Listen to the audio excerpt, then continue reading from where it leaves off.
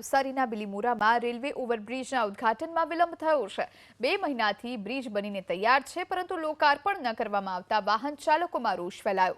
દેસરા પાસે રેલવે ફાટક નંબર 107 પર 47 કરોડના ખર્ચે રેલવે ઓવરબ્રિજનું નિર્માણ કરવામાં આવ્યું। 4 વર્ષ સુધી બ્રિજ બનાવવાની કામગીરી ચાલી, જેને લઈને વાહન ચાલકો પરેશાન હતા। હવે બ્રિજ બનીને તૈયાર થઈ ગયો છે, પરંતુ લોકાર્પણમાં વિલંબ થતા કોંગ્રેસે પ્રશાસનને અલ્ટિમેટમ આપ્યું।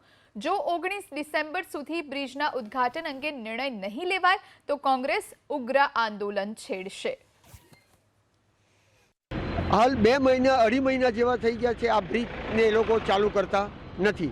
તેથી અમે આ બ્રિજનો લાભ દેસરા વિભાગ, વાઘરેજ, ગોંયડી જેવા કોસ્ટલના 7 ગામો આનો લાભ લઈ શકે છે અને દેસરા વિભાગના બાળકોને સ્કૂલે જવા માટે જે તકલીફ પડે એ દૂર કરવા માટે જ અમે આ અલ્ટિમેટમ આપ્યું છે।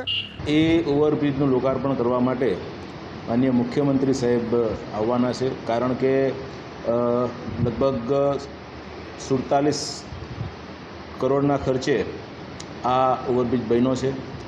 સાથે સાથે બિલીમોરાના અંદર શહેરી ગરીબ આવાસ યોજના જે છે એનું ખાતમુહૂર્ત કરવાનું છે અને એ પણ લગભગ 33 કરોડનું કામ છે। એટલે આટલા મોટા કામ હોય, સ્વાભાવિક છે કે ચીફ મિનિસ્ટર સાહેબ જ આ ઉદ્ઘાટન કરવા આવવાના છે।